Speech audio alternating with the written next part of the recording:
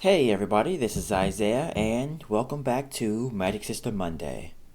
Today, on this early morning, I came to talk about something that I only recently realized was a really big deal. I wish writers would stop over-focusing on their side characters. Now, let me explain what I mean by that.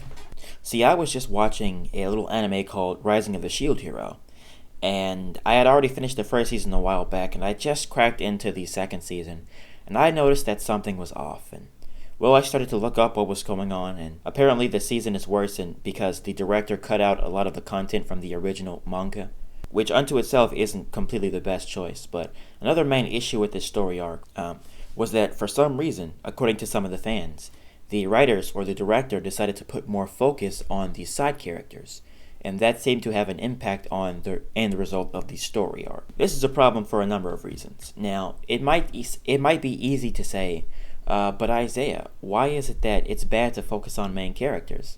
Well, truthfully, it's not. There's nothing wrong with focusing on main characters at all in the slightest. The problem is, writers have a tendency of doing it in a very unproductive way. Not all writers, of course, because in any good story, you want to make sure you have good side characters that are interesting and are productive to the story. They add to the narrative of the story. But the problem is, what I've noticed with a lot of works of fiction are, they spend a lot of time building up their main characters, and they're not always the best at focusing on their side characters.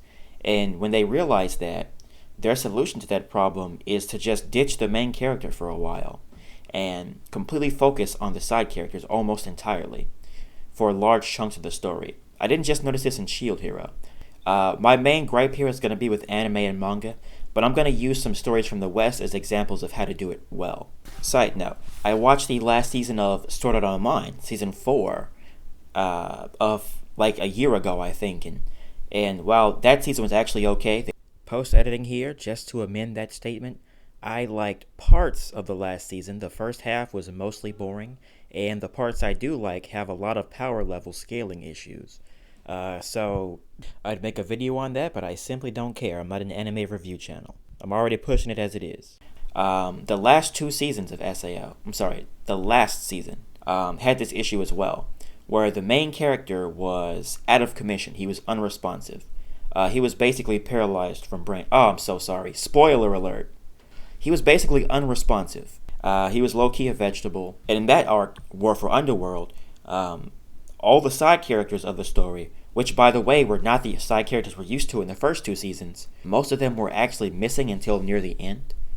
Until that happened, though, the only characters we had to deal with to fight in this war were characters that he met, in Underworld, which were the last two seasons. And on top of that, many of the characters we met either were barely important at all, and we dealt with them in passing for maybe one episode or even sometimes half an episode. And there are other characters who didn't show up in their previous season at all. We're kind of just learning about them now. And the story decides to try to give all of them plot development and throw all of these stories and plot lines and personalities at us that we are completely uninvested in. And that really dragged down the interest that I had. Some of them were kind of cool characters, but if you watch Sword Art Online, you come to see Kirito, Asuna, Sinon, Lifa, these characters. And while I can understand that in the first season that they kind of tried to restart from zero and deal with someone like Kirito and Yu-Gi-Oh, and work on their bond. That's just the problem here. Not that that's a issue, but they put so much effort into these 2 or 3 characters that just completely doing a 180 and throwing us out to the dogs was a very terrible idea. Isaiah here, back with the power of post-editing. I just wanted to acknowledge the fact that some people might argue that this is some necessary factor when it comes to making a war arc in a series. There are many stories that are not directly centered around war, but eventually encounter some type of story arc where there is a war and that is featured prominently. And this ends up being an issue that a lot of those stories face. Perhaps I'll have to make an episode about that later. Now we're in no man's land with all these characters who we're not invested in. Emphasis on invested in. Alright, next one. I used to read a webtoon called Hardcore Leveling Warrior. If you guys like webtoons, I would suggest you give it a try. It's a very, very neat one. I liked it a whole bunch. But I stopped reading it in part 2. Minor spoilers. I'm going to try to make it as cursory as possible so it doesn't, so it doesn't spoil the story for you. But the main character is really the gate. The main 3 characters, the trio, they're very awesome. There are a lot of side characters that show up partially here and there, and they're kind of interesting. But at the end of season 1, the main character basically gets put in the shadow realm, so to speak. They put him in the fridge, okay? They fridge the character temporarily. The issue is, as I was reading season 2 and seeing where everyone picked up in the time skip, there were some cool, interesting characters, and there were even some new characters. But the problem was, the main character was not there for a very extended period of time, and maybe even in the manga now, I don't think he's even actually there. We're stuck focusing on completely separate characters. Some of those characters are the older, more developed characters from the first part, and the other characters are just people that had very little development in the first place. I don't care about them. And then there are entirely new characters that they try to build up, which unto itself isn't problematic, but the thing is this. The theme in all 3 of these circumstances, Hardcore Leveling Warrior, Rising of the Shield Hero, Sword Art Online Season 4, and I'll even throw in My Hero Academia, because they have this problem too. The issue is, we don't have enough eggs in these baskets, alright? Characters are baskets. Stories, plot events, all those things are baskets. Magic systems are baskets. You put your eggs in these baskets, alright? You expect your viewers and readers to put their eggs in these baskets. You expect them to be invested. You make something worth being invested in. And they put their investment in that, alright? Expecting a return. Alright, but what happens when you put all of your eggs in the basket of the main characters? Because unfortunately, not all writers are good at writing a balanced story with balanced main characters and side characters. The ones that have an issue with that, what happens when these writers look at all the eggs in these few main characters' baskets and say, oh, we need to spread those out a little bit, right? In hindsight, not in first season, not in second season, in third season, or in part 2. You get what I'm saying, right?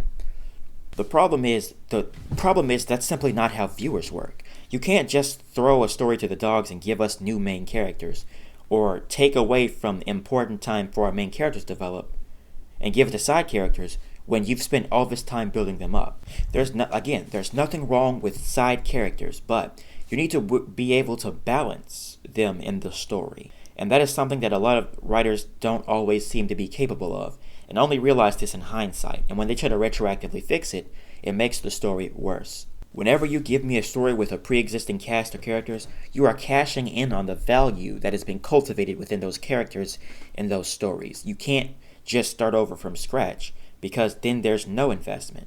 It's the equivalent of starting the story over again and expecting to build up investment again.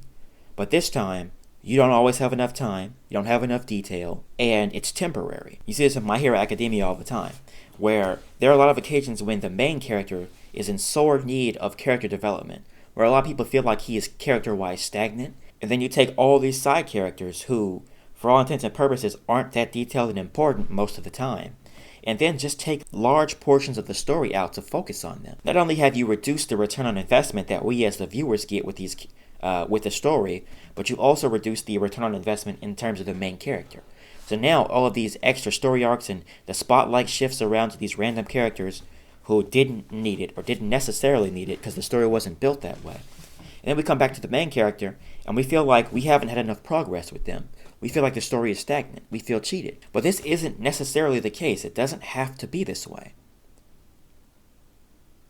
There are a number of stories that get this right. And the way they get this right is establishing initially what kind of story this is going to be. How much stake are each of these characters going to have in the story? And that's going to be a defining factor in how a good writer writes their story. Hey everybody, this video is getting a tad bit long, so what I'm going to do is I'm going to end it here, and I'm going to post the second half right after the fact, kind of break it up into 2 parts.